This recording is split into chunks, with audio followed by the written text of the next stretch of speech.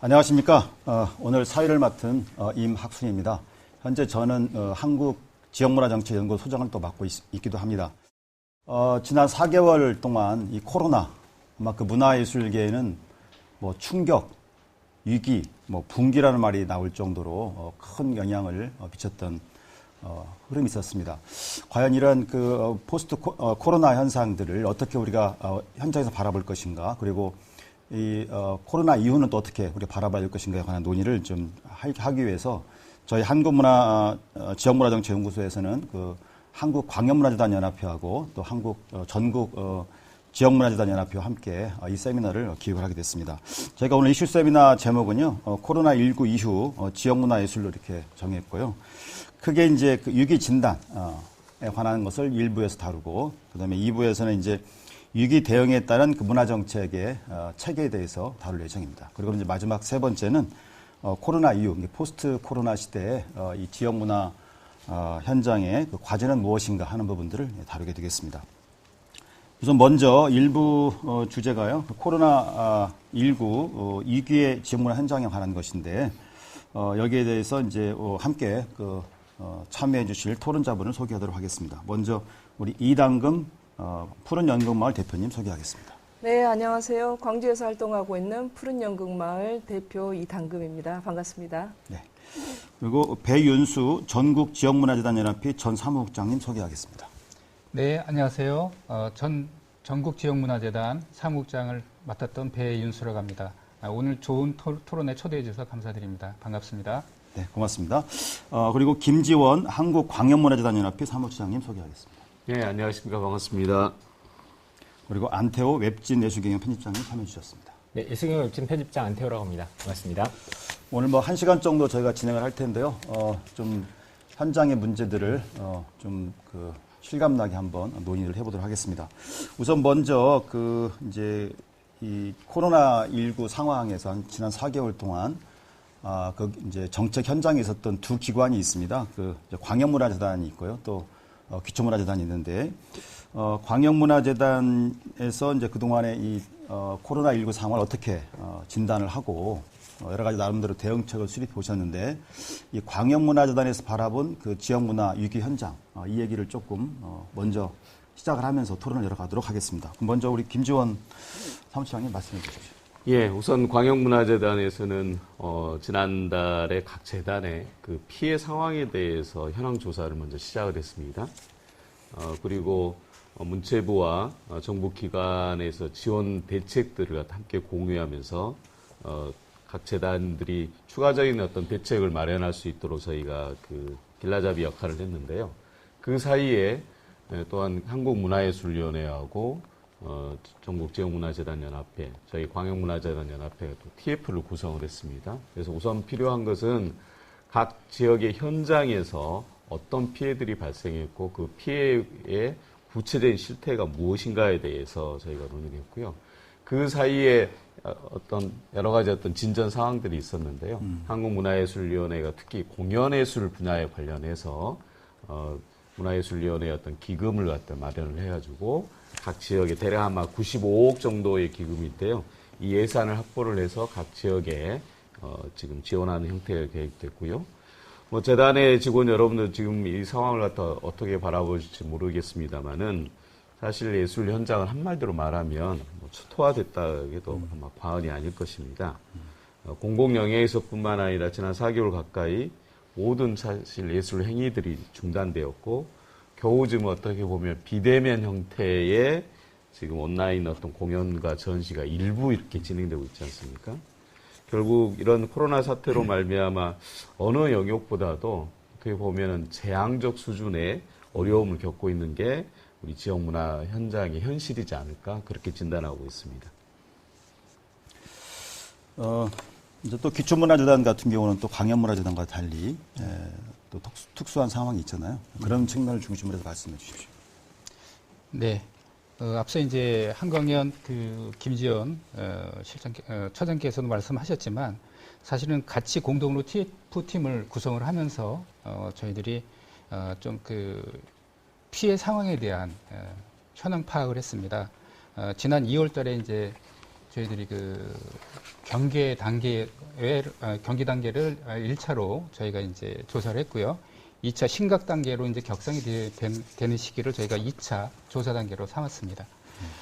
1, 2차 조사 기간 동안 중복 누적된 피해 금액을 제외하고 저희들이 총 피해 규모만 이제 우리가 현상적으로 따져봤을 때 산술해 봤을 때 49억 4,300만 원 정도가 총 피해액으로 저희가 조사가 됐습니다. 저희 전지현 그 회원재단 기간 중 33개 1차가 잠시만 1차가 38개 기관이고요. 2차가 34개 기관입니다. 누적 응답 기관으로 따지면 이제 72개 기관인데요. 이 부분들을 다 누적 중복된 예산들을 배제하고 저희가 이제 총 피해 규모액이 이제 49억 정도니까 50억 규모라고 봐야 되겠죠. 주요 대응 현황에 대한 부분들도 저희가 조금 그 설문을 받았습니다. 응답을 받았습니다. 그러니까 주로 이제 피해 현황에 대해서 어떻게 대응하고 있는가에 대한 부분들은 이후 이제 포스트 코로나 이후에 어떻게 이제 대응할 것인가에 대한 좀 가늠자가 되지 않을까 싶어서 저희 나름대로 이제 피해 현황에 대한 부분들을 이제 한 크게 네 분류를 했는데 대관 수익과 관련된 그 문화시설 대관 수익과 관련된 부분과 그다음에 이제 공연예술단체 즉 이제 기획 공연이나 아니면 이제 계약법 관계에 의해서 이제 이루어지는 공연물들, 공연예술물들. 그다음에 이제 그 각 기초지자체는 각 지역에서 펼쳐지는 그 단위 사업들이 꽤 있습니다. 지원 사업들이요. 그래서 여기에 참여하는 지역 예술인 또는 예술 강사진들 여러분들이 참여하는 그 수익 감소분이 꽤 상당 부분이 있었고요. 그다음에 이제 그 문화 기반 시설에 들어가는 그 뭐 문화 복합 공간일 수가 있겠죠. 뭐 일단 예를 들어 체험 프로그램을 운영하는 그 예술 교육 프로그램이나 또는 카페 등을 문화 시설로 이제 카페들을 운영하는 그 입주 단체들이 있는데 이 입주 단체들에 대한 피해도 꽤 있었습니다. 대응 방안으로서는 이제 대관 수익 같은 부분은 이제 전액 환불이 원칙이었고요. 대부분이. 그리고 또 공연예술단체 같은 경우는 문체부가 적시한 이제 표준계약서의 근거에 의해서 이제 계약금을 50% 지급을 해준다든가 또 아니면 기획 운영비 즉 필요 경비에 대한 부분들 인건비 부분을 이제 인정해준 부분이 있었습니다. 또 한 가지는 수성문화재단 같은 경우는 좀 독특한데요. 여기는 이제 사실은 이제 매니저 등 인건비에 대한 부분들은 100% 인정해주는 경우일 수도 있었습니다. 그리고 이제 참여 예술인 부분은 이 부분은 이제 그 경기문화재단에서 저희 이제 그 전지현 통틀어서는 아니고 경기문화재단 같은 경우는 좀 특이하게도 경기 지역에 있는 기초재단과 사전에 협의를 거쳐서 경기도 문화뉴딜 코로나19 예술 백신 프로젝트라고 해서 공공예술 프로젝트에 참여하고 있는 예술 강사나 예술인들에게 그 사업 제안을 하면 100만 원의 기적이라는 프로그램으로 해서 100명에게 예산을 해주는, 그래 정산 없이 지원을 해주는 사업이 이제 입안이 되었었습니다. 그래서 총 예산 규모는 한 20억 정도가 됐었고요. 협력사하고 입주단체 부분은 조금 이게 좀 그 경계가 애매해서 사실 이제 대부분은 이제 그 임대 수수료 이 부분들을 이제 감면 시행하거나 전면 감면해주는 형태의 모습을 띠고 있었습니다. 예, 뭐 기초적으로 피해액은 그렇고요.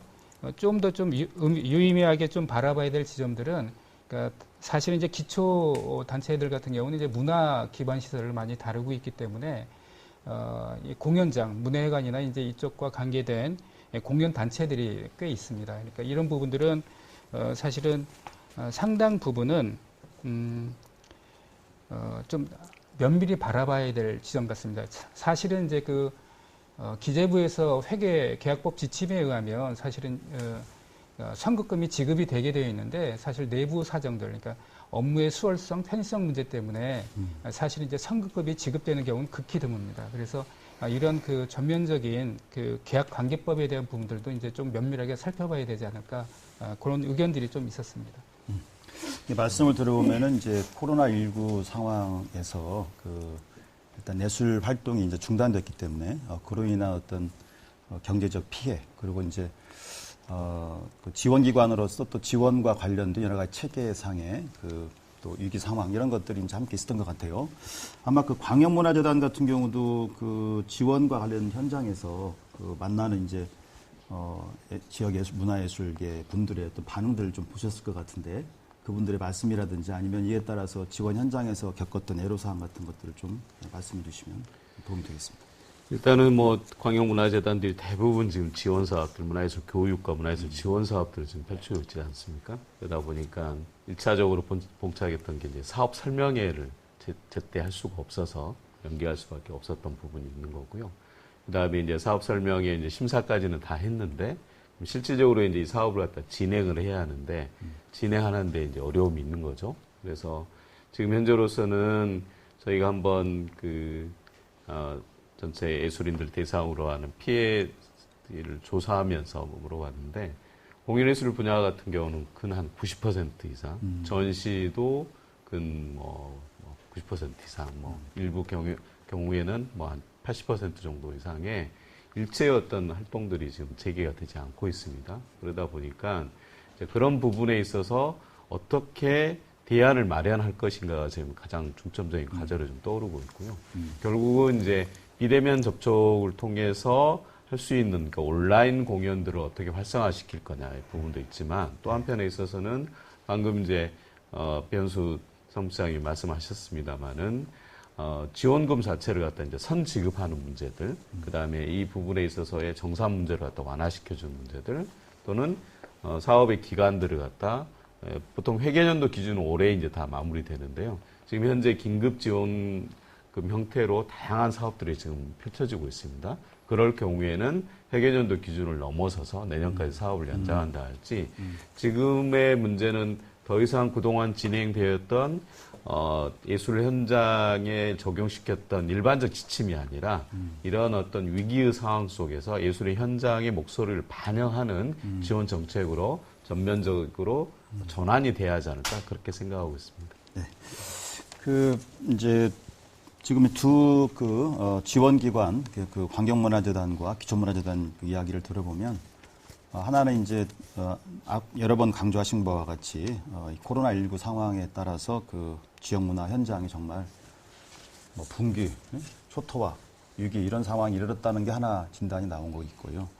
그 다음에 이제 지원 체계 역시도 회계 문제라든가 또 대체 활동에 대한 범위 문제라든가 또 이제 성과 지표 등등 전반에 걸쳐 새로운 접근이 필요한 그런 상황이었다는 것 같습니다. 어쨌든 이 현장의 가장 또 약한 고리일 수도 있고요. 취약한 또 현장이 이제 문화예술 현장 자체인데 우리 이단금 선생님께서는 어떻게 이 코로나19 상황을 현장에서 이렇게 느끼시는지 좀 말씀해 주십시오. 네. 지금처럼 아주 몸소 체감의 온도가 코로나의 온도보다 더 높은 것 같아요. 네네. 말씀하신 대로 아주 많이 심각하고요. 모든 게 다 멈춰 있습니다. 여러 매체를 통해 가지고 공연 예술에 관련된 예술가들 그리고 거기에 관련된 전문가들, 스태프 분야들이 공연 현장을 결국은 떠날 수밖에 없고 현장을 떠나서 아르바이트라든지 단기 어떤 고용직을 통해서 수입을 근근히 벌어서 하루살이를 하고 있는데 사실 그 일자리마저 지금 놓치고 있고 코로나가 전반적으로 공연예술계뿐만 아니라 전 세계를 강타하는 팬데믹 현상을 가져다 주었기 때문에 모든 경제 자체가 위태로운 상태에서 예술가가 단기적으로 알바를 할 수 있는 수입을 창출해낼 수 있는 구조는 굉장히 어려운 상태입니다.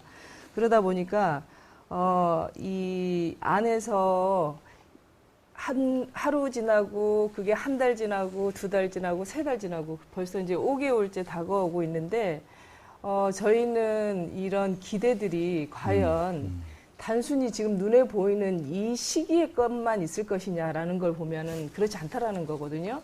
눈에 보이는 위험의 요소는 지금에 있지만 결국에는 그게 장기적으로 봤을 때 올해 안에 또는 내년까지 그게 연장선상에 있을 것이다. 라는 겁니다.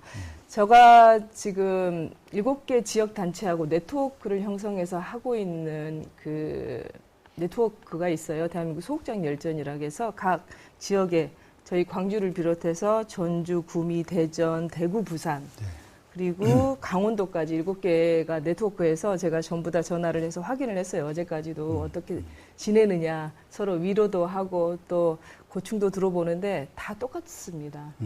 지금 대구 지역도 저희 네트워크에 있는데 대구는 뭐 직격탄을 받은 상태잖아요. 그래서 거기는 사회적 기업인 동시에 문화협동조합이기도 하고 또 저희 네트워크에서도 가장 많은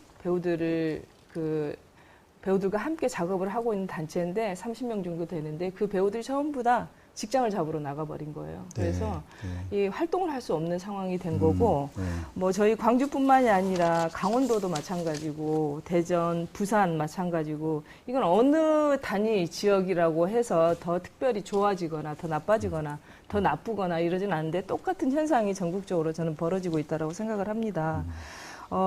이러다 보니까 대체적으로 이 지역에서 운영되고 있는 단체라든지 극장이라든지 움직임은 지역의 행사를 통해서 또는 지역의 어떤 공연들을 통해서 지역의 교육 사업을 통해서 그런 수입들이 1년을 버텨나가고 그 다음 작품을 창출하게 하는 원동력이 되었는데 그 원동력이 완전히 흔들리고 무너져 버린 상태예요. 그러다 보니까 사회적 기업을 하고 있는 사람들은 직원들 월급을 주지 못하고 그 월급을 주지 못하니까 밖으로 나가야 되는 상황이고 대표들은 극장을 문을 닫아야 되고 임대료는 처음에는 임대료가 낮아진다 뭐 50% 절감이라고 하지만 기관단체에서 운영하는 그리고 기관단체에서 운영되는 그 공간을 사용하고 있는 팀들은 어떤 임대료 조화를 가져다 줄 수 있겠지만 사실 민간으로서 공간을 운영하는 입장에서는 지금 임대료가 치솟고 있거든요. 왜냐하면 그분들 자체도 워낙 힘들기 때문에 그러다 보니까 완전히 이거는 멈춰버리고 어떻게 돌파구를 찾아야 될지 사실은 고민이 깊다라는 생각이 듭니다. 말씀을 들어보면 이게 지금 이제 위기 긴급 상황 단기 처방적인 접근을 하고 있지만 이것이 앞으로 향후 이제 간 개인의 예술가 개인의 활동 문제를 넘어서 지역사회 전체 문화예술 생태계까지 파급력이 크다고 보기 때문에 좀 장기적인 접근이 필요하다는 그런 말씀이시겠네요. 네. 아마 이게 공연 예술뿐만 아니라 또 사람이 모여서 무엇인가를 해야 되는 그 예술 활동 현장, 축제도 그렇고요, 문화 이벤트, 또 전시도 마찬가지고요. 그리고 이제 또 문화예술 교육 프로그램 같은 경우에도 거의 지금 중단된 상황이 많기 때문에 아마 이 종합적으로 또 각 영역별로 조금씩 이게 이 파급 경로라든가 구조 효과들이 좀 다를 수 있기 때문에 아마 긴급적인 처방 또 종합적인 이런 처방을 단계를 넘어서 좀 촘촘하게 좀 들여다봐야 되는 그런 상황인 것 같습니다. 자, 이런 문제에 대해서 그동안에 이제 또 많이 또 토론도 하시고 또 이런 논의를 많이 이끄셨는데 우리 안태호 편집장님께서 종합적으로 현재 우리 코로나 위기 어떻게 봐야 될 것인가 좀 말씀해 주십시오. 네, 앞에서 구체적인 피해에 관련된 내용들이라는 거 말씀해 주셨으니까요. 그 부분은 제가 따로 말씀드릴 건 아닌 것 같고요. 사실 예술인들뿐만이 아니라 전국 국민들 혹은 세계적으로 삶의 조건들이 많이 허물어지고 있는 상황에서 사실 예술인들만 예외로 있을 수는 없는 부분이잖아요. 근데 역으로 보면 또 그런 측면들이 많이 얘기가 되는 것 같아요. 지난달에 몇 개의 토론회들이 있었습니다. 코로나19 관련한 예술인들 현장 토론회들이 몇 개 있었는데 거기서 나온 얘기들 중에 제 눈을 가장 끌었던 게 그거였던 것 같아요. 위기라는 게 결국은 위기 상황에서 본질을 좀 드러내주는 측면이 있다라는 거예요. 말하자면 현재 위기라는 게 꼭 이 코로나19라는 감염병 때문에 온 것이었느냐라는 질문들을 하는 예술가들이 좀 있더라고요. 네. 이를테면 보통 1, 2, 3월까지는 예술가들이 되게 충분이라 그러면서 따로 별도 예술 수입은 없었거든요. 물론 다른 조건들이 허물어지면서 별도 수입이 없기 때문에 더 어려워진 부분이 있지만 실제로 예술 수입은 공공기관이 실제 예산이 풀리면서 활동을 하기 이전까지는 그때와 큰 다르지 않은 상황이었다는 얘기들도 하기도 하더라고요. 사실은 이번 과정들을 통해서 예술정책 혹은 문화정책의 본질을 어디서부터 좀 다시 만들어 나갈 것인가. 현장의 다이나믹을, 그런 역동성들을 어떻게 좀 담아낼 수 있는 방법들을 좀 만들 수 있을 건가라는 그런 고민들이 좀 해야 될 것 같습니다. 이번에, 물론 아까 앞에 소개해 주신 것처럼 무정산 사업을 하거나 혹은 증빙하는 방법들을 굉장히 간소화하거나 하는 심사 과정들을 간소화하거나 방식으로 전향적인 방식들도 많이 있었지만 여전히 그 긴급 지원이라고 하면서 실제로는 그 사업에 대한 것들을 요구하고 증빙이나 그런 것들 때문에 굉장히 냉소를 산 경우도 있었거든요. 그래서 위기라는 것들을 어떻게 좀 인식하고 있는가, 위기에 대한 인식들이 갖고 어떤 기관이나 건설은 좀 나른하게 잡고 있는 것이 아닌가, 정말 위기를 비상하게 인식하고 본질을 좀 직시하면서 새롭게 그 상황을 좀 구성해 나가야 될 때가 아닌가라는 생각들을 좀 해봤습니다. 지금 편장이 말씀하신 주제와 바로 두 번째 제가 주제를 다루려고 했던 사항인데요. 과연 이 코로나 위기 상황이 코로나라고 하는 그 어떤 그 요인 때문에만 생긴 것이냐. 이 지역 문화 현장에 갖고 있던 여러 가지 취약한 또 열악한 그런 환경적인 측면도 역시 여기 작용했을 것이다. 왜 우리가 이 고리가 약했는가, 그리고 왜 이 코로나의 충격을 바로 이렇게 받았으면 했는가에 관련된 우리 나름대로 지역 문화 현장에 대한 좀 성찰적 접근이 필요한 때라고 생각을 하고요. 그런 면에서 이야기를 조금 나누고 그 다음 단계 넘어가도록 하겠습니다. 뭐 혹시 어떻게 생각하신? 이어서 할까 아니면 뭐, 네. 먼저 좀 여섰으니까. 네, 좀 더 이어서 얘기를 해볼까요? 우리의 그 취약한 네네. 그 현장의 그 고리들을 네. 좀 말씀해 주시면은. 제가 뭐 이래저래 좀 살펴보니까 제일 취약한 게 사실은 그 와중에도 지역인 것 같더라고요. 네. 이를테면 재난이라는 것들이 우리가 세계적으로 보면 뭐 그 부자 나라하고 빈국하고 그런 재난이 평등하지 않다라는 얘기를 하잖아요. 근데 네. 국가 내에서도 혹은 예술 씬에서도 재난이니까 평등하게 좀 나타나는 게 아닌 것 같아요. 맞습니다. 그러니까 맞아요. 서울이나 인천이나 경기 같은 지역에서 사실은 그런 지원 사업들이 제일 많이 나오고 있고요. 네, 네. 그런 재원들도 많고 사업의 전향적인 방식도 많이 나오고 있습니다. 이를테면 제가 본 내용 중에는 경기문화재단 같은 경우가 그 이번에 사업을 50억을 내놓으면서 자기 기본 재산을 헐어서 사업을 냈거든요. 그러니까 기금을 헐었어요. 그러니까 기금은 이럴 때 긴급하게 좀 쓰라고 있는 그 어쨌든 그것들을 굉장히 중요한 판단을 한 거죠. 그리고 인천에도 좀 하나 눈에 띄는 사례가 있었는데 연수문화재단이 작년에 출범을 했는데 올해 국제교류 사업들을 좀 잡아놨었거든요. 근데 국제교류 사업들이 기약이 없잖아요. 그래서 추경 사업을 통해서 아예 그걸 예산 변경을 해서 긴급 지원 예산을 바꿨습니다. 그래서 예술인들 지원하는 사업을 바꿔내는 그런 과정들.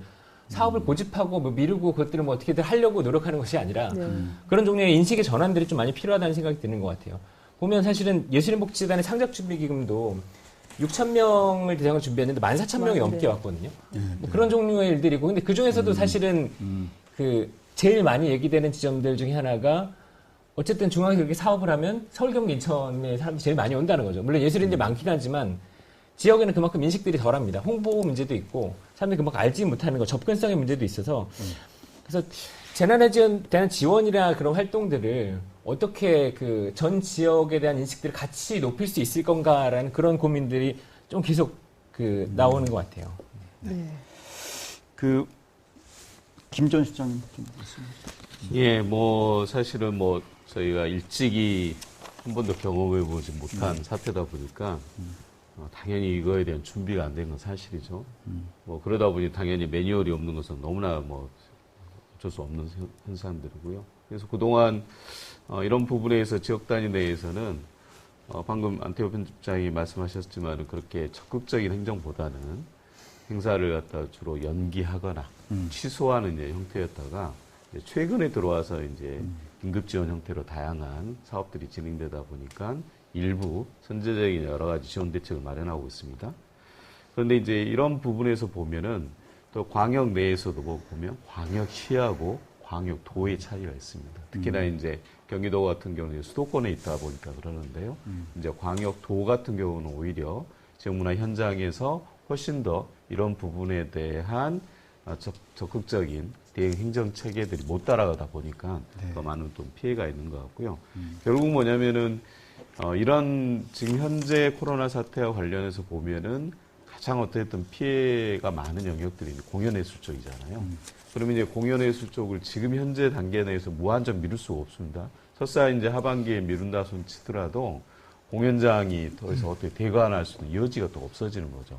그랬을 경우에 저는 여전히 필요한 것 중에 하나가 뭐냐면은 다양한 플랫폼이 필요하다는 거죠. 그래서 지금 현재 일부 유튜브 생중계랄지 또는 비대면 형태의 온라인을 통한 다양한 공연들을 하고 있지만 사실은 많은 시민들의 입장에서 보면은 그 공연의 어떤 퀄리티들이 그렇게 낮다 보니까 그러니까 공연의 퀄리티가 낮다기보다는 영상이랄지 그런 어떤 이 플랫폼 자체가 지금 굉장히 못 따라가고 있는 거죠. 눈높이들을. 그래서 사실은 제가 봤을 때는 그런 다양한 어떤 플랫폼들을 갖다가 가령 오늘 저희가 이렇게 이용하는 시청자 미디어 센터나 지역의 케이블 TV나 지역 방송하고 연계한 형태의 새로운 어떤 프로그램들을 갖다 구성하고 그분들이 그런 공연들을 통해서 직접적으로 현장에서 시민들을 대면하지는 못하지만 방송들을 통해서 시민들의 어떤 새로운 어떤 문화 향유의 계기를 마련해주고 그러려면은 그런 부분에 관련한 문화 행정의 어떤 역할들, 매개의 역할들이 적극적으로 좀 나서야 하지 않을까 그렇게 생각이 듭니다. 저희가 이제 보면은 이제 지역문화 정책 측면에서도 약간 너무나 관행 중심으로 좀 이렇게 정책을 펴지 않았는가, 어떤 위기 상황에 대한 어떤 준비라든가 대응 이런 게 좀 부족했다는 생각이 들고요. 또 여전히 이제 저희가 이런 위기 상황에서는 협치 또 협력 파트너십이 굉장히 중요한 부분들인데, 이것도 그동안에 조금, 우리 말은 많이 했습니다만, 그 현장은 좀 이런 부분들이 취약한 부분도 있었다. 뭐 등등 해서, 저희가 이 코로나19라는 요인 말고도, 지역문화 갖고 있는 또 내적인 이런 요인들이 여기에 이제 좀 부정적으로 작용한 측면이 있다고 생각이 들어서 이 주제를 좀 꺼내고 있습니다. 우리 기초문화재단 측면에서도 한번 우리 배현수 선생님 말씀해 주십시오. 뭐 앞서 이제 편집장님이나 아니면 이제 김재현 실장님께서도 말씀하셨지만 사실 이제 이 부분들이 다 공통으로 이등금 선생님도 말씀하셨지만 공통으로 이제 화두가 될 수 있는 것, 초점을 모을 수 있는 것은 이게 이제 위기재난 상황들이 변수가 아니라 이제 상수로 놓고 봐야 된다는 지적인 거죠. 네. 그 부분은 좀 모두 다 크게 공감하실 겁니다. 그러니까 많은 세계 언론들 그리고 문화 인류학자들 다 얘기하고 있지만 이게 이제 우리가 변수로서 존재하는 위기 상황이 아니죠. 기후 환경이나 아니면 전염에 대한 문제들 또 여러 가지 팬데믹 상태까지 몰고 온 이런 전염병에 대한 문제들까지도요. 그랬을 때 이제 과연 앞서 예시했던 뭐 편집장님께서도 이제 말씀하셨지만 예를 들어 이제 뭐 경기문화재단 사례라든가 연수문화재단 사례라든가 이게 이제 역시 이제 기초와 광역과 기초가 어떻게 역할을 해야 될 것인가에 대한 부분들을 분명히 좀 선을 그어주는 것 같아요. 또 한 가지는 일전에 이제 작년도죠. 작년에 이제 광역재단과 저희 전지원과 함께 이제 TF팀을 구성하면서 포럼도 여러 번 이제 한 2회 정도 개최를 했었죠. 작은 이제 스몰 파티 형식으로 이제 토론회를 가졌었는데 주된 화두가 그때는 이제 지역문화진흥법과 관련된 부분 또 지방재정이용과 관련된 부분도 이제 이야기가 됐었습니다. 이건 역시 이제 지역 자치와 문화분권에 대한 부분이기도 한데 사실은 이게 국가 재난 예산에 대한 부분들을 이제 위기 관리를 위해서 이제 국가가 정부가 이 부분들을 중앙에서 컨트롤하다 보니까 이 긴급성과 시의성에 대한 부분들이 사실 아주 적재적소에 내려가기까지는 시간이 걸려요. 그렇죠. 사실 이게 위기 재난 상황이 이제 심각 단계로 제가 됐을 때가 제 기억으로는 2월 24일인가로 기억하고 있습니다. 근데 이제 뭐 이제 수혜를 받는 국민들의 입장에서 보면 되게 긴 시간인 거죠. 여러 가지로. 뭐 앞서 이제 피해 현황도 말씀드렸지만. 그래서 이제 이 지방 자치, 그 다음에 지역 자치와 문화분권 시대에서는 이 재정 이양에 대한 부분을 좀 전면적으로 그리고 또 전향적으로 좀 이루어져야 되지 않을까? 왜냐하면 이제 기초가 다르고 있는, 지역이 다르고 있는 한 이슈들도 있겠지만 이런 앞서 말씀드렸듯이 이런 코로나 사태와 같은 이런 상황들이 재난 상황들이 이제 일상화되고 변수가 아닌 상수로 존재한다고 했을 때 그걸 즉각 대응할 수 있는 건 역시 이제 지역만이 답이라고 저는 생각을 합니다. 그래서 이 지방재정 이용에 대한 부분들 앞서 이제 뭐 행정 절차나 아니면 이제 문화 정책에 대한 키워딩은 또 이후의 토론에서 이제 다루겠지만 저는 좀 긴급하게 건의드리고 싶은 거는 이런 지방재정 이용에 대한 좀 전형적인 검토 이 부분들이 그냥 미온적으로 다루어지지 말고 좀 전형적으로 다루어져서 이런 상황들을 일상으로 받아들이고 우리가 준비를 해야 되지 않나 저는 좀 그렇게 생각하고 있습니다. 저희가 뭐 자치 분권 얘기도 많이 했었습니다만 문화분권 아마 코로나19 상황이 그걸 좀 조금 더 앞당기는 그런 접근이 필요하다라는 생각이 들고 그런 측면에서 지역문화재단이라든가 이제 지방자치단체 역할들이 또 새롭게 중요하게 부각될 수 있다는 생각이 듭니다. 또 그동안 현상들을 살펴보기에는 너무나 조금 우리가 경제적인 측면만, 경제적 피해 중심으로 좀 이야기를 하지 않았는가, 그동안의 코로나에 관련돼서.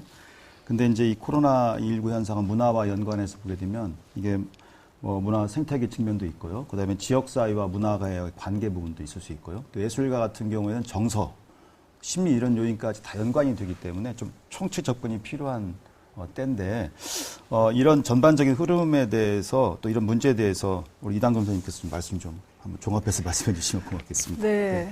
그 예술은 인간에 대한 접근으로 시작하는 거지 않습니까? 그런데 저는 이 상황을 보면서 과연 제가 앞으로 예술가로서 살아남을 수 있을까라는 그런 그 위험에 노출되어 있어요. 그리고 아까 우리 그 안태호 편집장님께서 말씀하신 것처럼 이 위험이 과연 지금 시작한 것이냐라고 봤을 때 예술에 종사하는 저로서는 이미 그 전부터 이미 노출이 되어 있는데 항상 임시방편으로 어떤 문제들을 정책을 만들어서 땜빵하고 또 그것을 지나면 다른 식으로 잊혀져 버린다든지 또 다른 식으로 전환한다든지 이런 식이 되다 보니까 예술이 가지고 있는 기본적으로 구축되어야 할 부분에 대해서는 고민하지 않고 항상 드러났을 때 그 드러난 상처들만 일시적으로 단기적으로 일회용으로 이런 식으로 그 뭐 상처를 때우고 예술가들에게 뭐 정책을 지원을 하고 그다음에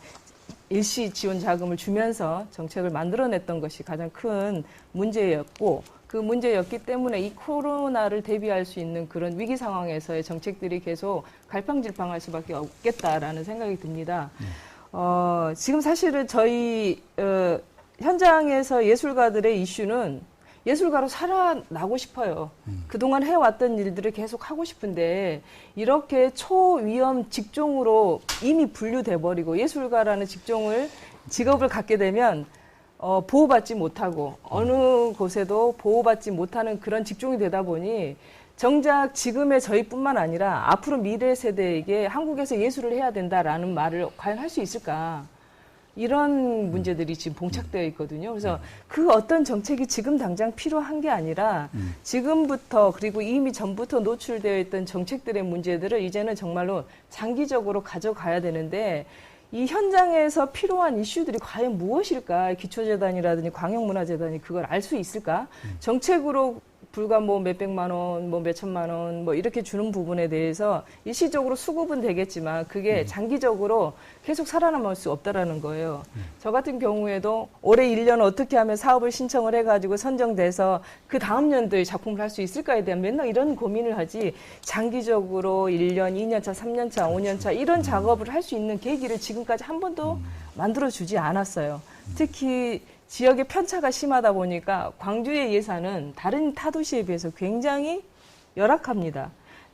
뭐 예를 들어서 연극은 지금 광주는 사실은 미디어 아트라든지 미술 쪽에 더 많이 집중되어 있고 광주 비엔날레든지 유네스코 미디어 아트라든지 그러면서 예산들이 집중될 수 있는 어떤 지금 연결고리들이 만들어지고 있는데 그에 반해서 무대 공연 예술, 현장 예술가들의 그 이제 더 열악함이 더 심해져 간다라는 거거든요.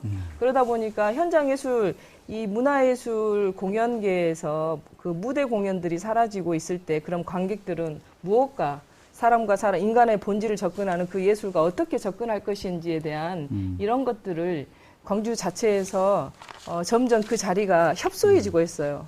제가 93년도부터 연극을 시작했는데 93년도부터 이렇게 연극 문화가 굉장히 활발했다가 광주 비엔날레 생기고 뭐 영화제 생기고 이제 막 이렇게 생기면서 그에 비한 뭐 무대 공연, 음악가들, 공연자들 이런 부분들에 굉장히 축소되고 그다음에 아주 그 작은 시장 안에서 치고받기를 해야 되기 때문에 굉장히 정말 힘들고 피폐해지고 장기 미래를 보지 못하고 미래 세대들과 함께 문화예술을 함께 하자라고 하는 그 손을 내밀지 못하는 이런 상황이 돼버렸기 때문에 이슈는 한국에서 예술은 어떻게 변할 것이며 그리고 그 한국에서 예술가로서 살아나는 게 살아내야 하는 건지 사라져 가는 건지 그거에 대한 고민들이 훨씬 더 깊다라는 겁니다.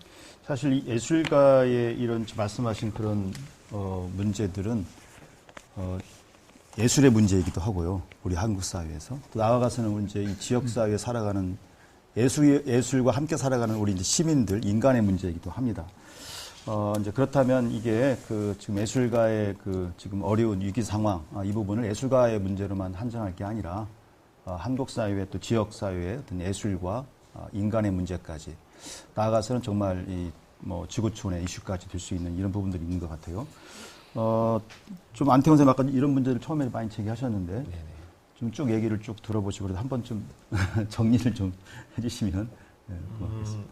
뭐 총체적인 정리라기보다는 뭐 그런 생각을 잠깐 하고 있었거든요. 지금 말하자면 저희 아까도 사업 얘기를 좀 드렸었는데 저희가 사업이나 프로젝트가 없이 사실은 활동을 할 수는 없는 거긴 하지만 이를테면 이번에 위기 국면에서 보면 전국민 재난지원금이나 그런 것들이 많이 논의가 됐었잖아요.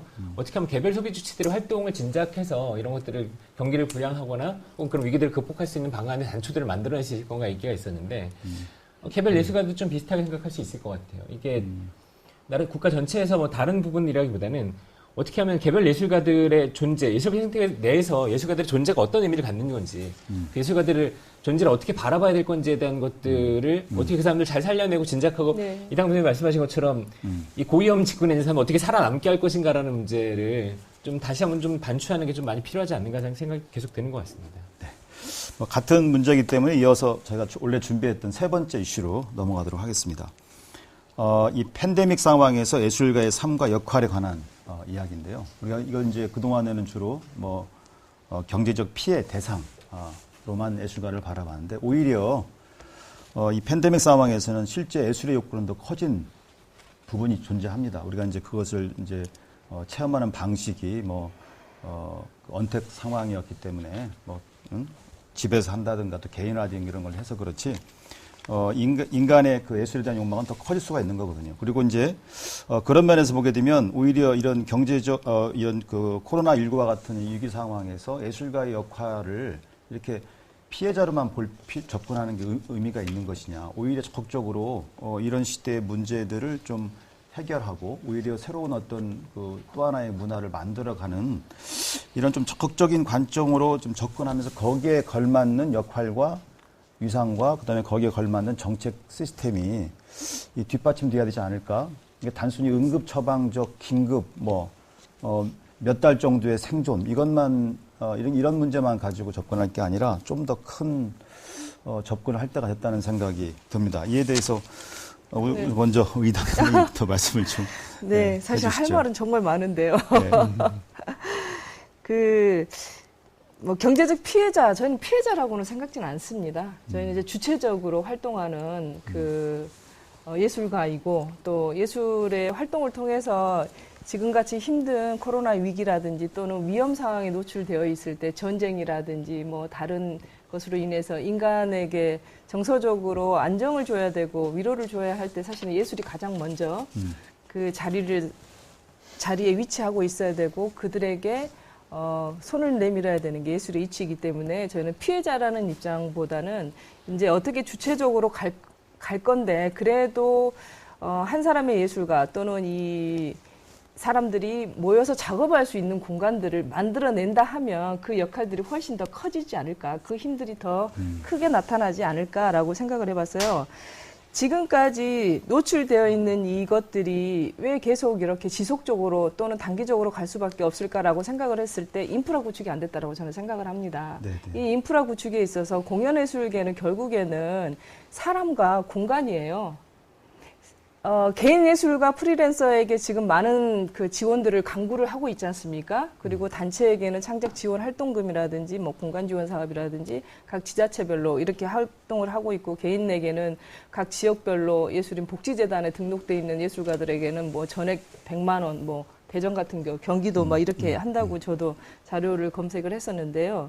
이런 것들이 결국엔 단기적인 건데 이 단기적인 그 예술가들을 살려내기 위해서는 그들이 결국엔 일할 수 있는 공간이 있어야 된다는 거예요. 그래서 일자리 창출이 아니라 일자리는 이미 저희가 예술가로서 일자리가 있는 거예요. 그래서 일자리를 창출하는 게 아니라 그 일을 할 수 있는 공간, 무대라든지 극장이라든지 단체라든지 이런 부분에 대한 지원이 장기적 플랜으로 갈 수 있게끔, 그리고 극장에서 그들이 공연을 할 때 지원을 할 수 있는 방안들을 같이 협업해서 고민을 한다든지, 결국은 개인이 모이더라도 하나의 작품을 올리기 위해서 임시적인 단체가 형성될 수밖에 없기 때문에 극단이라는 단체라는 이런 단체에 대한 지원이라든지 이런 고민들이 좀 필요를 하고요. 그 다음에 사실은 이제 저희들이 지금 입법으로도 나오고 고용보험이라든지 예술인 기본급 지원 방안이라든지 이런 부분에 대해서 나오지 않습니까? 근데 그것도 사실은 조금 여러 가지 정말로 한꺼번에 딱 정리해버리면, 법은 정리하면 또 통과해버리면 그 이상은 그 이하는 또 안 되잖아요. 그래서 그런 법에 있어서 기본급을 어떻게 진행을 할 것이며 고용보험을 어떤 식으로 어떻게 한계를 주고 갈 것인가에 대한 고민까지 함께 가야지만이 지금 이 코로나로 인해서가 아닌 대한민국에서의 예술의 이치가 정말로 선진국에 지금 도달되어 가는 그 지점에 있다고 저는 보는데, 이번마저도 우리가 10여 년 전에 최고은 씨의 죽음으로 해서 예술인 복지재단이 생기고 그나마 지금 어찌됐든 예술인 개인의 복지를 위해서 고민을 하고 있는 것처럼 이번에는 정말로 큰 기회를 주었다고 생각을 해요. 예술 정책을 하시거나 법안을 만들어내시거나 이런 분들에게, 그리고 또 현장 예술가로서의 그런 위기감이 저희들에게 예술이 어떤 자리로 위치할 것인가를 고민을 하게끔 하는 거기 때문에 이 정책에 있어서 가장 필요한 부분은 인프라를 구축하는데, 인프라 구축이 저는 협업이 좀 많이 돼야 되는데 비어있는 공간들이 굉장히 많은 부분을 연습실이라든지 작업장이라든지 개인 화가들 이런 부분들이 굉장히 필요로 하고 있다는, 지금 당장 돈 100만 원이 중요한 게 아니라 그들한테 연습실을 내주고 공간을 내주고 거기서 일할 수 있는 뭘 도모할 수 있는 그거를 만들어 준다면 저는 좋겠다는 생각하고, 저는 일자리 창출은 정말 일자리 창출이라는 것 자체를 저는 안 썼으면 좋겠어요. 배우, 예술인들이 일자리인데 거기에 또 무슨 일자리를 창출하면 그러면 기존에 있던 일자리를 갖고 있는 우리는 뭐 하는 거, 새 일자리로 계속 옮겨갈 수는 없지 않습니까? 예술가분들이 이제 또 예술 단체들이 안정적으로 지속적으로 어떤 일을 할 수 있는 그 환경, 기반 이런 말씀을 주로 해주신 것 같아요. 아마 이제 그러다 보면은 우리가 기존의 그 사업비 중심의 어떤 그 지원 사업들도 이제 이런 예술가, 아티스트, 그리고 예술 단체들의 어떤 경영 안정성 이런 부분에 관한 정책들도 좀 대폭 확대해야겠다는 생각이 듭니다. 아무래도 기초 현장에서 이런 부분들에 대해서 또 고민하고 계시는 우리 배운 선생님 좀 말씀을 좀 해주십시오. 네, 크게 공감하는 말씀을 해주셔서 이등금 선생님께서 사실 문화기획의 영역, 그다음에 문화예술기획의 영역, 그다음에 예술인의 영역, 이건 다 마찬가지겠지만 늘 이제 사회적 가치에 대한 부분을 얘기하면서 이제 일자리 창출을 많이 얘기들 하죠. 그리고 또 이 부분은 사실 이미 존재하고 있었는데, 그리고 또 존재해 나가고 있고 새로운 그 전환 시대를 맞이해서. 근데 이제 계속 일자리 창출만 얘기하니까 예술인을 또 창출해? 지금 있는 사람들은 어떻게? 이런 이제 우리가 고민이 생기게 되는 거죠. 사실 앞서 이제 이당금 선생님께서도 광역재단이, 그 다음에 기초문화재단이, 그럼 그 안에서 어떤 역할을 했을까요? 라고 아까 이제 반문을 해주셨는데, 사실 그 고민들은 저희들도 늘 하고 있지만, 사실 앞서 선행된 이야기들과 같이 맞물려서, 우리 안에서 이제 이루어질 얘기, 아주 거대 담론이기 때문에 또 반복해서 얘기는 하진 않겠습니다. 근데, 아까 말씀드렸던 지방재정이라든가 행정이양이라든가 이런 부분 같이 동시에 이루어지는 부분이기 때문에, 광역과 기초가 어떤 미션을 갖고 가야 될지에 대한 정책적 고민이 좀 필요할 것 같고요. 이런 부분들은 좀 이후 토론에서도 좀 자주 빈번하게 이루어져야 되는 문제가 아닌가, 저는 그렇게 생각을 합니다. 좀 재밌게도 앞서 이제 우리가 한광연과 함께 그 주요 피해 현황을 이제 조사를 하면서 이제 한광연에서도 한번 사업 제안을 한번 받아보세요. 그게 어떨까요? 라고 해서 저희들도 한번 조사를 해봤습니다. 많은 그 기관들이 하진 않았지만, 특이점으로는 이건 좀 우리가 흔히 들었던 또 아니면 또 한 번쯤 들었을 법한 제안들은 했어요. 그러니까 예를 들어, 이게 이제 예술재능은행이라는 제도, 이 부분은 늘 많이 했을 겁니다. 뭐 아트뱅크라는 이름으로도 불려지고 또 아니면 재능은행이라는 이름도 불려지고 여러 가지가 있었죠.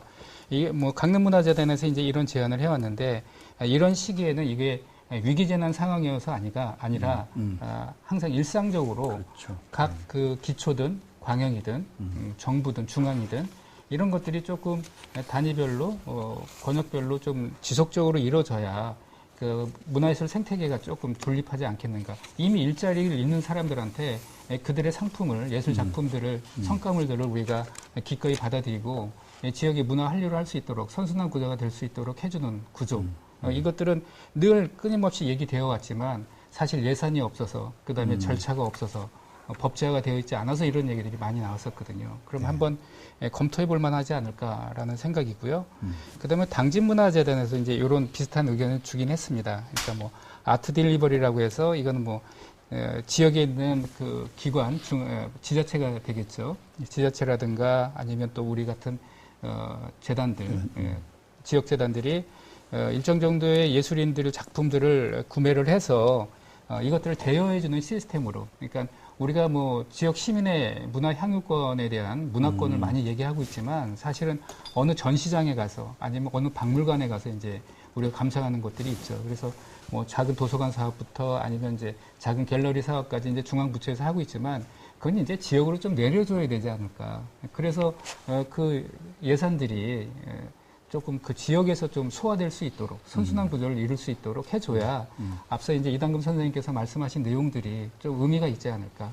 그러니까 뭐 소공연장도 이렇게 우리가 그 대형 그 공연장 규모에서 이제 중소규모의 그죠? 소규모 소극장 공연들이 사실 이제 80년대부터 많이 활성화됐었죠. 근데 그것도 뜻있는 이제 독립예술가분들 그리고 선진적인 예술가 여러분들이 시행해 왔지만 그 사업들조차도 유지를 못해서 이제 무너져 버리는 그리고 또 그 생명력을 잃어버리고 지속되지 못하는 안타까운 지점들을 저도 계속 봐왔는데 뭐 이게 위기가 기회라는 얘기들을 우리가 끊임없이 하고 있지만 한번 우리 예전에 그 문화 사업들, 문화 정책 사업들을 한번 복귀해 볼 필요가 있다고 봅니다. 네. 거기에는 되게 유의미한 사업들이 숨겨져 있고 또 지금 거론되고 있는 건 역시 전혀 새로운 것이 아니라 우리가 어떻게 새롭게 그걸 받아들이고 창발적으로 우리가 수용하는가에 대한 자세의 문제고 태도의 문제라고 저는 생각을 합니다.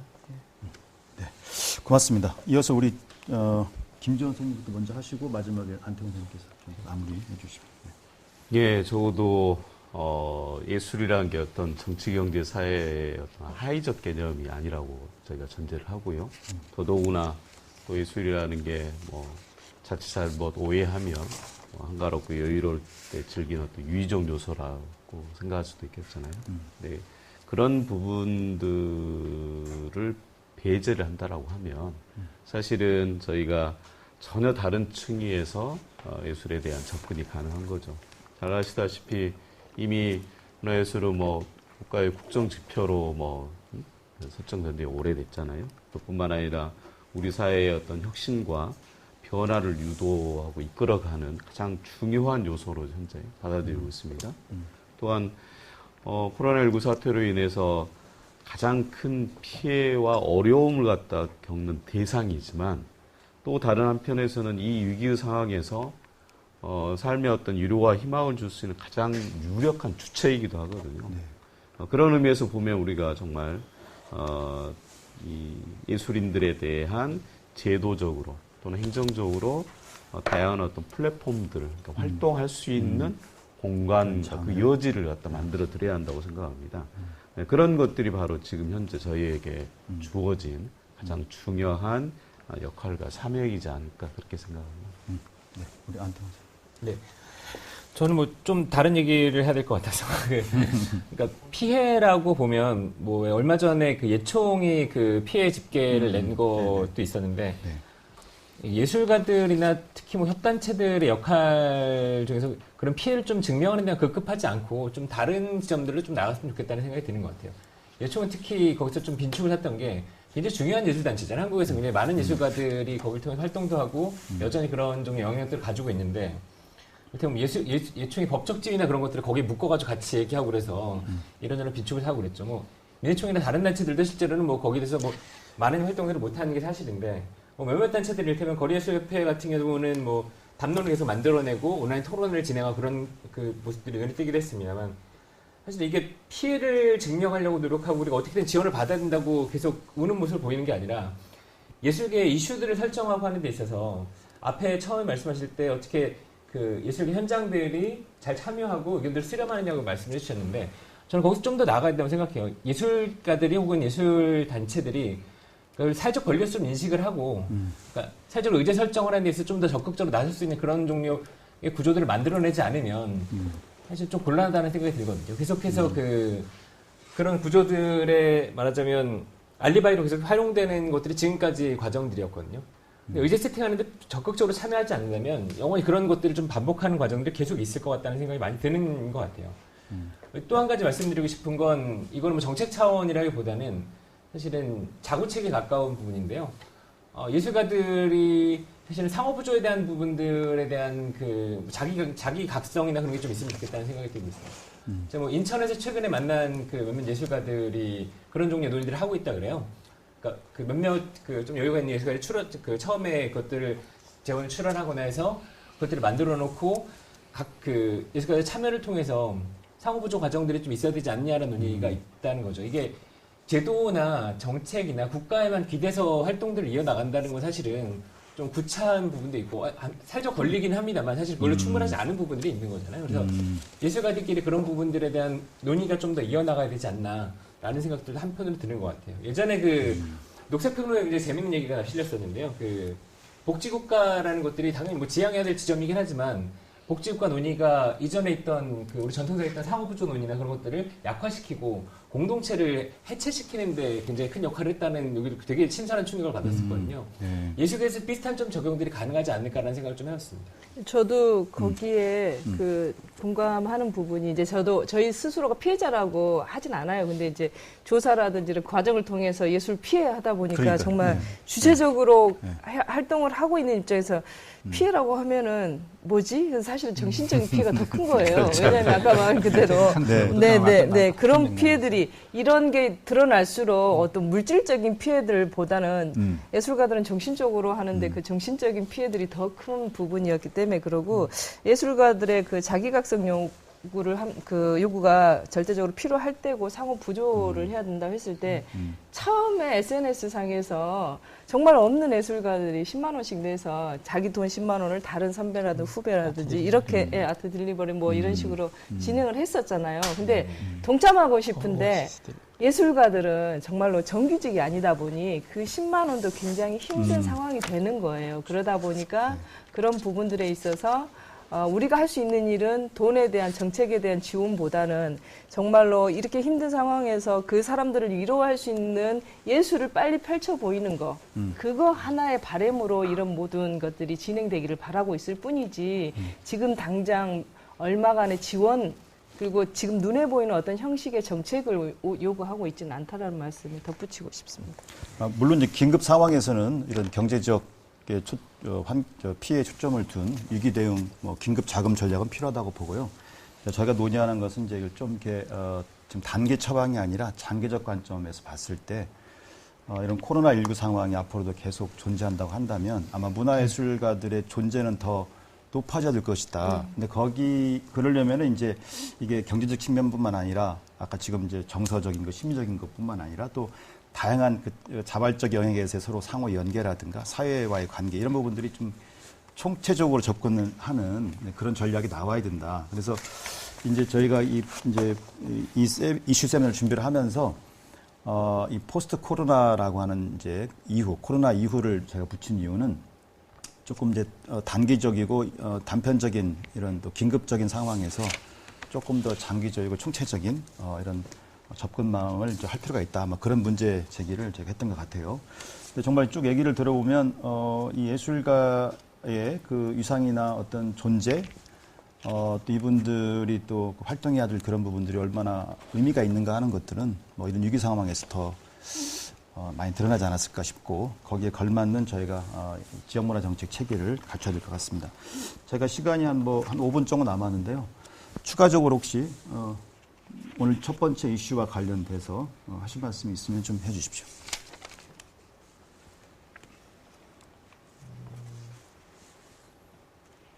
좀 다른 토론에서 나올 것 같긴 한데요. 그 영상과 관련된 부분들이나 그 말씀하신 플랫폼에서 영상과 관련된 게 굉장히 강조될 것 같긴 한데 참 어려운 문제라는 생각들이 드는 것 같아요. 맞습니다. 네. 영상으로 그 지역에서 단체들이 영상을 제작해서 네. 그것들을 시민들에게 보이거나 유튜브에 업로드하거나 한다고 해서 사실 그렇게 되면 유튜브에 있는 모든 컨텐츠들이나 넷플릭스에 있는 그 어마어마한 드라마나 그 영화들하고 경쟁을 해야 되는 상황이거든요. 네네. 왜냐하면 플랫폼이 같아지니까.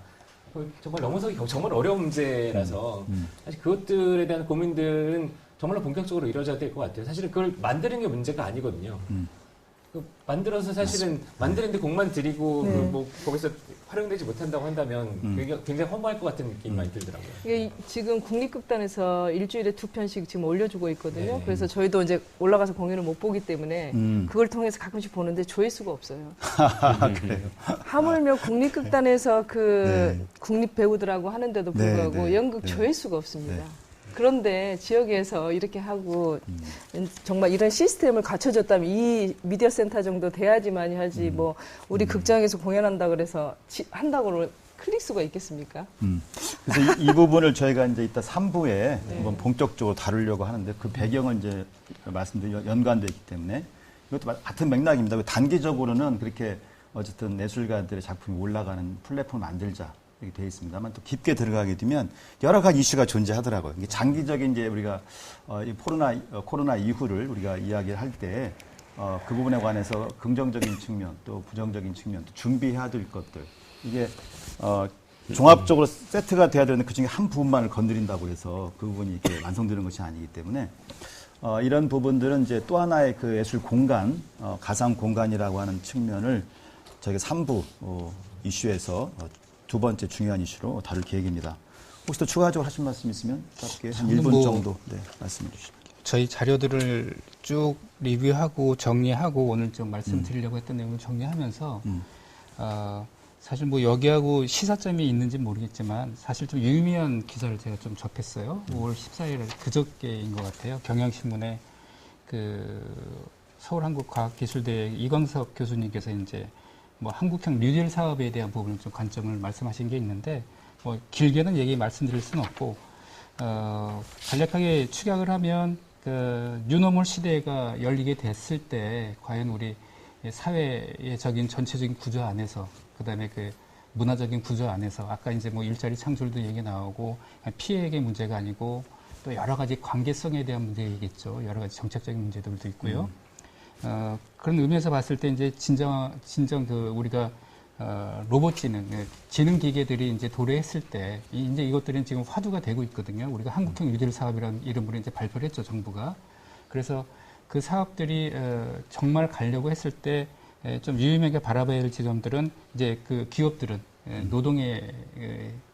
노동시장의 유연성을 얘기할 것이고 또 한 가지는 비대면 상황에 대한 접촉 지점 때문에 이제 노동 인력에 대한 수용성, 그다음에 수월성에 대한 편의성 부분을 계속 이제 얘기할 거란 말이죠. 그랬을 때 구조적으로 사회적으로 우리가 문화예술을 계속 창출해내는 기부에 있고 종사자로 있지만 그건 누구를 대상으로 할 것이냐에는 문제인 거죠. 그러니까 여기서 특이점으로 좀 제가 주목할 만한 거는 아마존이 지난 그 3월 이후에 4월 달에 고용 인원이 지금 10만 명이 넘었다고 합니다. 네. 그러니까 이 종사자들이 그러니까 지능기계의 보조 역할로 이제 전락을 한 거죠.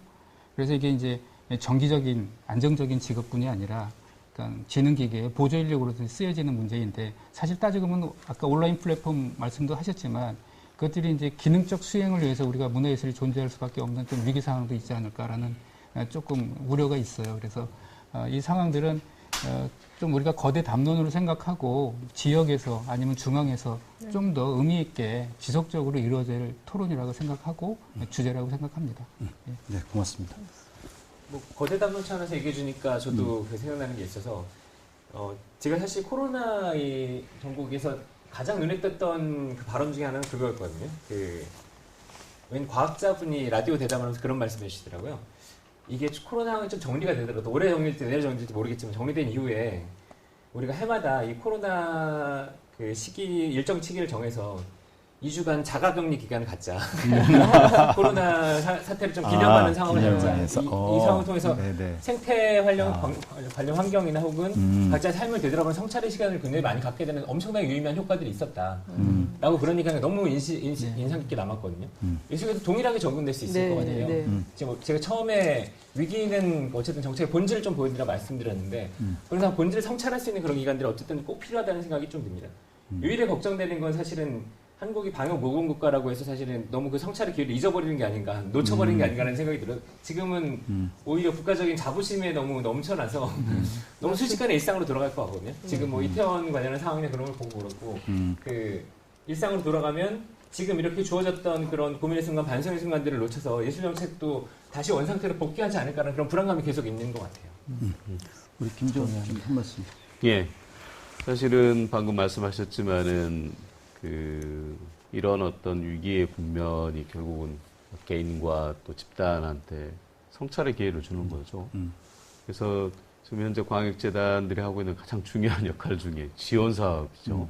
아까 말씀드렸던 것처럼 공고에서 사업 설명회, 또 뭐 워크숍, 또 정상, 일련의 과정들인데 사실은 저희가 이번 코로나 사태를 겪으면서 그동안 아주 범용적으로 적용됐던 문화예술 행정의 일반적 원칙이라는 게 하나도 적용될 수 없겠구나라고 하는 생각이 들었던 거죠. 정말 무용지물인 거죠, 어떻게 보면. 자, 그랬을 때 적어도 아마 과학자들이 진단하는 것은 꼭 코로나19만이 아니라 이런 상황들이 또다시 재현될 수 있다는 거고, 아까 우리 변수 국장님 말씀하셨지만 이게 변수의 문제가 아니라 상수의 문제라고 하면은 기존에 마치 그동안 관행처럼 진행되어 왔던 문화예술 지원 정책에 대한 다시 한번 근본적인 재점검의 어떤 유익한 시간이 아닐까 그렇게 생각해 봅니다. 네, 저희가 1시간 정도. 저도 마지막으로. 죄송합니다. 제가 마무리 멘트를 부탁드리려고 했는데, 네, 그러면 먼저 그럴까요? 듣고 제가 마무리하도록 하겠습니다. 네, 한 말씀 해주십시오. 아까 말한 대로 코로나로 인해서 제 개인적으로 또는 지역에서 연극하고 있는 입장에서 이런 토론의 자리가 사실은 그 전부터 요구되고 바랬던 상황이에요. 그런데 그 전에 어떤 정책들이 만들어지거나 어떤 뭐 문화예술 프로그램이라든지 광주에는 ACC도 있고 문화재단도 있고 여러 가지 단체가 있었지만 한 번도 그런 소통들이 이루어지지 않았어요. 그리고 현장 예술가를 함께해서 토론을 한다거나 하는 경우가 거의 없었어요. 왜 제가 이런 토론회가 사실은 지금 지난주부터 이제 조금 이렇게 하는데 그 전에는 저는 한 번도 토론회가 어떻게 열리는지도 잘 몰랐는데 이러면서 이렇게 정말 현장에서 일하고 있는 사람들의 목소리가 반영되는 시간은 오래 걸리겠지만 반영되는 어떤 과정들이 있어야지만이 정말로 예술이 자리 잡고 그 예술의 힘이 드러난다라는 건데 그게 바로 가장 필요한 게 지역이라고 저는 생각을 해요. 그래서 이 코로나 사태로 인해서 지역예술가 현장의 목소리를 조금 더 지역 단체라든지 재단이라든지 뭐 관공서 그 기관들에서는 좀 더 깊이 있게 그냥 이렇게 페이퍼라든지 이런 양식이 아닌 같이 대면해서 토론하고 의논하고 그런 그를 같이 몸소 체험할 수 있는 그런 시간들이 자주 있었으면 좋겠다. 그게 바로 예술이 소통하는 거 아닐까. 관객하고 소통하는 게 예술인데 정작 행정가하고는 소통을 못하면서 정책 만들어지면 거기에 따라야 되고 조건을 저희 스스로가 만들어내야 되고 이런 상황이 되었거든요. 그래서 이런 기회에 함께 토론할 수 있어서 참 좋았습니다. 감사합니다. 네, 고맙습니다. 저희가 1시간 동안 이 코로나19 상황에 대해서 지역 현장의 위기를 어떻게 바라볼 것인가에 대해서 의견을 나눴습니다. 정말 네 분의 토론분께서 정말 좋은 말씀 많이 해주셨고 현장의 또 생생한 이야기들을 이렇게 전해주셔서 저희 어떤 나름대로의 몇 가지 함의점을 도출하는데 의미가 있었던 시간이라 생각을 합니다. 세 가지만 좀 말씀드리면 하나는 뭐냐면 논의를 해보니까 오히려 위기 상황이었지만 위기 상황이기 때문에 오히려 본질적인 문제를 다시 한번 깊게 성찰해야 되는 때다.